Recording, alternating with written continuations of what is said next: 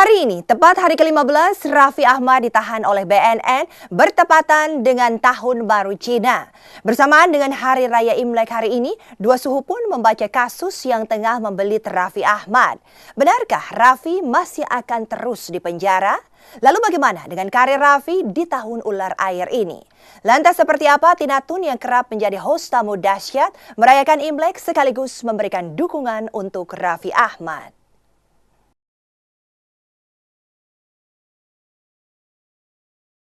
Pekan ini bertepatan dengan Tahun Baru China atau Hari Raya Imlek, genap sudah presenter dahsyat Raffi Ahmad 15 hari ditahan Badan Narkotika Nasional.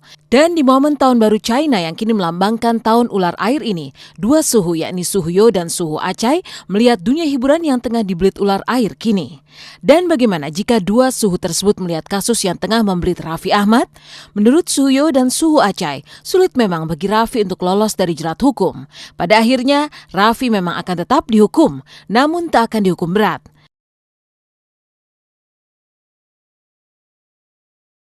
Mengenai Raffi, artis Raffi ya, saya kira ini masih dia muda, dia hanya korban. Saya kira Raffi gak akan dihukum berat, akan kena apa kayak ini, kena korban aja. Masih punya peluang badan diri dia. Ya kita mau bilang dia beruntung sih gimana. Dia waktu kena di tahun naga, ekor naga. Kita lihat aja sebentar lagi hukumannya nggak akan berat. Apalagi kalau dia mendekam, itu kalau gitu bisa kena sampai 3 tahun. Hukumannya minimal itu kalau 3 tahun itu mungkin sudah ditinggalkan teman-temannya karena kesibukan sudah mulai beda. Yang satu sudah mendekam pas keluar mulai dari awal lagi, yang satu lagi sudah di atas, mungkin akan ada perbedaan kesana. Saya sama tim siap memperjuangkan Raffi dengan kesaksian saksi-saksi yang kita hadirkan, yang meringankan Raffi, terus dengan pembuktian yang ada, yang kita lengkapin. Saya bilang, iya bang, pokoknya perjuangkan saya bang ya. Iya Pi, saya bilang.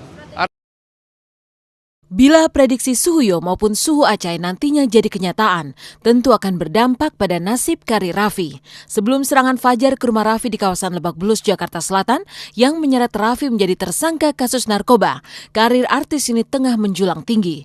Tidak saja bergelimang popularitas, Raffi juga bergelimang materi. Rasanya tak ada satupun masyarakat tanah air yang tidak mengenal sosok Raffi. Dari pagi, siang, sore hingga malam, wajahnya terus muncul di layar kaca.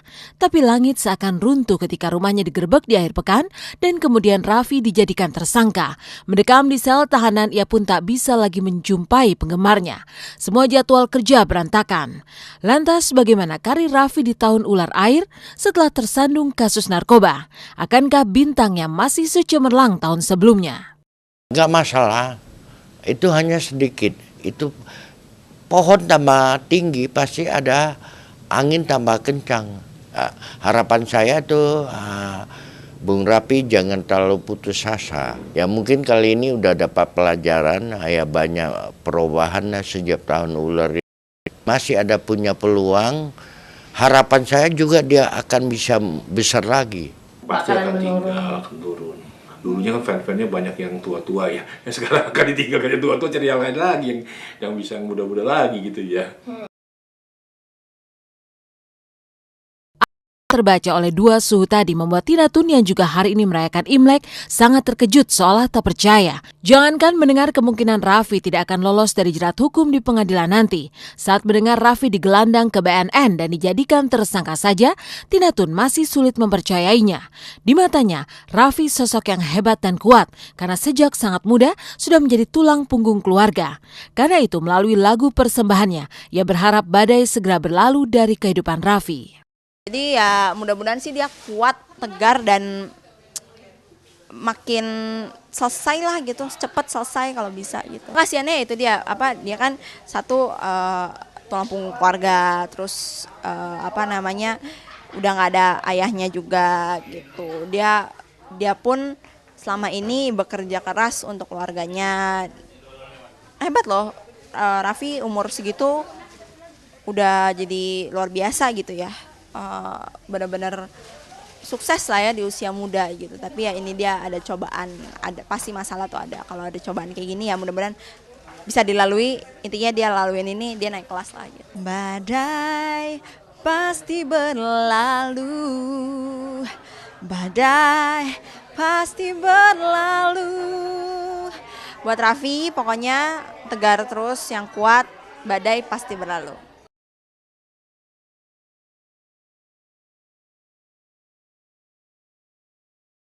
Sembari mendoakan agar badai segera berlalu dari kehidupan Raffi, Tina Toon yang juga kerap menjadi host tamu panggung musik dahsyat ini kemarin tak lupa melakukan persiapan Imlek.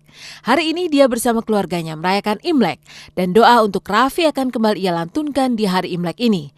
Karena itu, sejak kemarin ia melakukan persiapan yang tergolong luar biasa untuk menyambut Tahun Baru China atau Hari Raya Imlek. Hai pemirsa Intens, ni hao ma? Wih, bahasanya bahasa Mandarin, ya kan? Huan Ning Guang Ning, selamat datang di rumahnya Tina. Nah, sekarang hari ini kebetulan pemirsa datang ke rumah Tina, ada persiapan menjelang acara Imlek nih. Karena kali ini Tina acara Imleknya berbeda, mau berbagi kasih. Tapi sebelumnya mau jelasin dulu nih, di sini ada apa aja. Yuk. Nih, di sini ada kue keranjang, ada lapis legit. Tuh lapis legitnya tuh tapi beda tuh, kayak kue lapis-lapis tapi dikemas secara berbeda gitu. Kue lapis bolo-bolo namanya itu ya. Ini manisan nih, ini pasti ada. Loh, isinya kayak gini-gini biar kehidupannya katanya manis sepanjang tahun gitu, semanis saya. Enggak. Itu ada gambar Fu yang terbalik. Itu tulisannya Fu-nya terbalik karena katanya biar rezekinya masuk terus. Dan ada gambar ular di sebelahnya karena tahun ini tahun ular air gitu. Ini ada foto saya lagi pakai baju-baju kayak Putri Huancu gitu ya. Nah, yang di atas juga ini. Coba siapa coba, ya kan? Tuh, ini bedanya sekarang ke bawah gitu. Ini Putri Huancu, yang dulu Putri Boncu gitu ya. Bener. Sekarang kita masuk yuk. Nah, di sini ada kayak udah ornamen Imlek gitu ya kan. Terus di sini ada, Miss China pada tahunnya. Mau lihat? Tada! Wih, madep belakang dulu. Set! Halo. Oh, 你叫什么名字？请问您贵姓？我叫Ibu Ana. Tuh, namanya Ibu Ana Setiawati. Nah, di sini juga ada pohon-pohon. Ini pohon jeruk nih. Kalau pohon jeruk ini katanya lambang rezeki gitu ya. Sini dong, Oma dong.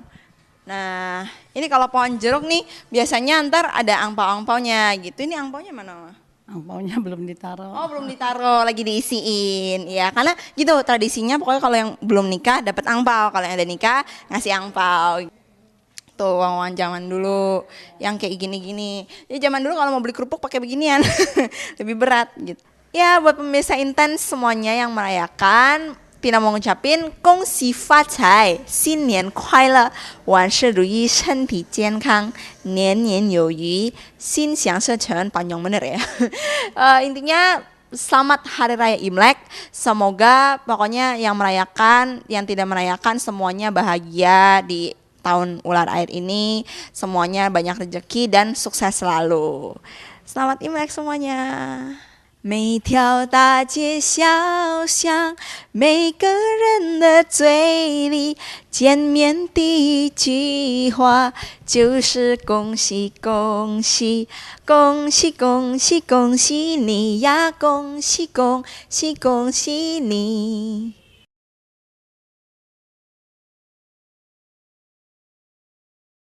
Persiapan Tina Toon merayakan Imlek beserta harapan dan doa yang dilantunkannya untuk Raffi Ahmad tentu membawa harapan baru tersendiri bagi yang didoakan. Tapi di saat kasus Raffi masih bergulir, komentar Farhad beberapa waktu lalu akan kasus ini menjadi cerita tersendiri. Benarkah Farhad punya bukti terkait omongannya tentang Raffi dan Yuni? Benarkah Yuni akan melaporkan Farhad ke pihak berwajib? Saksikan Intens di segmen selanjutnya.